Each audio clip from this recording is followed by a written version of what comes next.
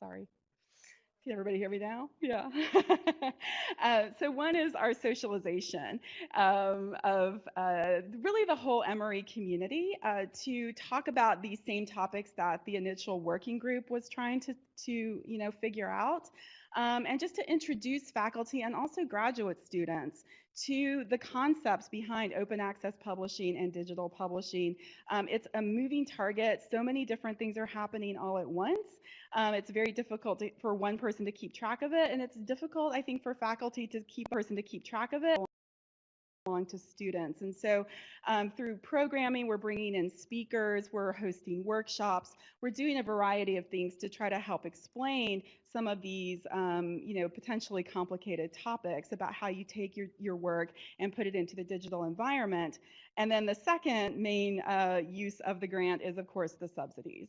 And so these would go directly to publishers once a book has been accepted and is under contract. The ballpark, which I think the Luminos program has really helped to establish, is $15,000 for a traditional monograph that doesn't have a huge illustration program or a lot of permissions associated with it.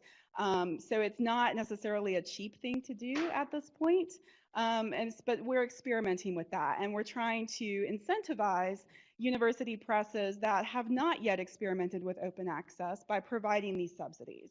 So Luminos is on the forefront, but we're trying to convince other publishers that don't have that kind of baked-in open access imprint already to consider, figuring out how to do this.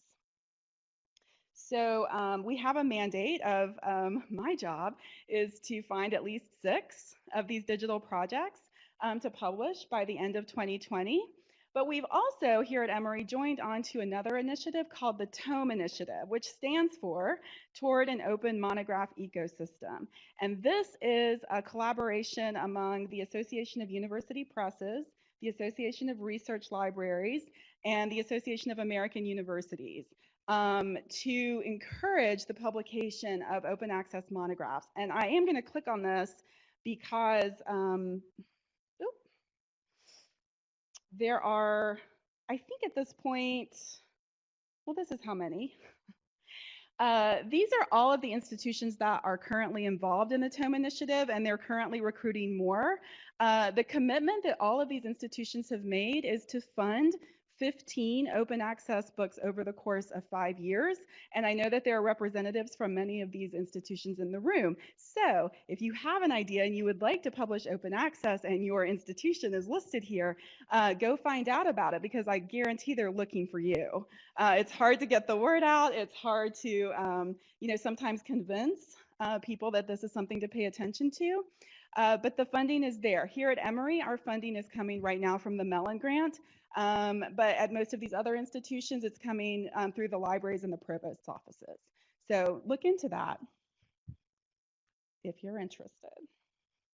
And why should you be interested? Well, why publish OA monographs? And I think Melanie will talk about this probably as well a little bit, but there are tremendous benefits to publishing open access once you can kind of get it out there.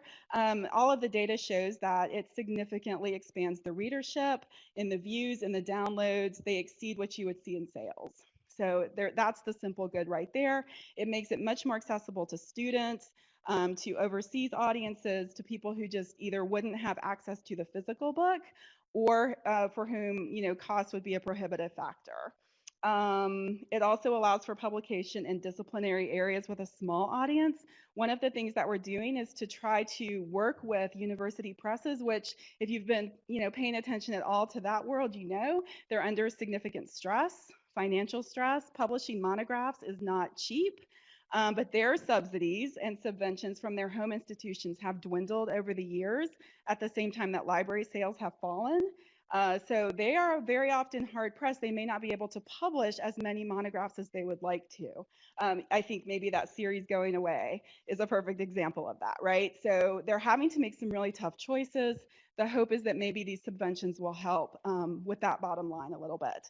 And then the final thing is that once you're in the digital environment, And one thing that's been so inspiring about the last 2 days is, seeing all of these incredible resources that you are putting together, that you're even creating with the oral histories, all of these primary sources that, exist in the digital environment. How can that be pulled into the publishing realm in a more seamless way?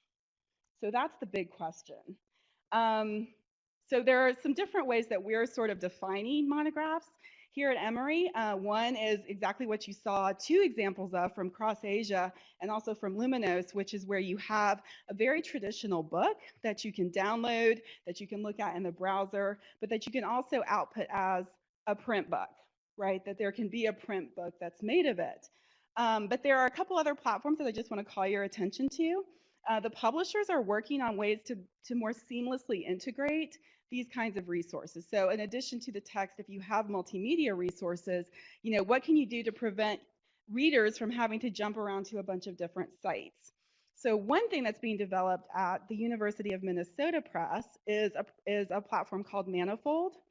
And I'll show you one example of this. And Manifold is out there, and it's about to be released more widely so that any other publisher who wishes to adopt it could. It's open source. It's not limited to the Minnesota Press, right? So here's an example of one book. This is not, by the way, unfortunately, downloadable to devices. This one has to be viewed in a browser. But that's something I think they're working on for the next iteration. But when you start reading, it looks like a book still, for the most part. And I'm just going to jump to one of the chapters. Okay, so what you see here is exactly what the print-on-demand version of Manifold looks like, right? It's the text, exactly what you would expect to see. As you scroll through, you will encounter illustrations, and the ones that are kind of in the main block of text are the same ones that you would find within the print book. But as you continue scrolling, remember how far I have to go down, you'll start to find these other little guys on the side. So these would be resources that could not be replicated in the print book, right? So this one, I think, is a video, right? But what's lovely about it is that it's just right there next to the text and that you're not having to jump around. The complementary websites are out there, and there are other platforms that you can use those with, and those have been around for a long time. What I do like about Manifold is that it's starting to bring all of that together and still something that looks like a book, right? So it's a nice hybrid. And then some of you may have already seen this book. So you kind of go from the hybrid to the possibility of a book that really could not exist at all in print form. And that's a big leap. That's maybe a big leap for tenure and promotion committees. But once we get there, there are some platforms that are being developed that can help you do that. The book that gets credit right now as being the first fully integrated digital monograph is this one called Enchanting the Desert. It comes out of Stanford University Press.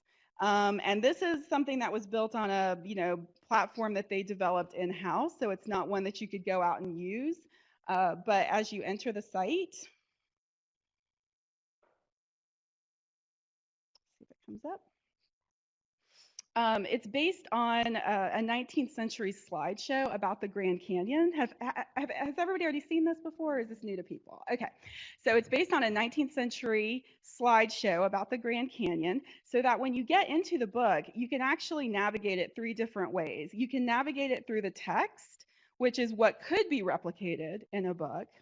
You can navigate it through the original slideshow, and as you do that, here on the side, the panels start to change. And so the text changes to correspond with the slides. And then there's also maps, because the author is a geographer. So he created maps. So this shaded area here is what you're looking at here. And then this text corresponds, and so on and so forth. And as you continue, all of these things change along with it, right? So it's not a linear experience at all, and that's something that people have critiqued, and it comes back to sort of the big question of how do you present an argument using multimedia sources, and I think we're still in the very, very early stages of figuring that out, and yet it's a really fun, creative topic to think about. So I'll stop here. I probably rambled on too long and give it to Melanie.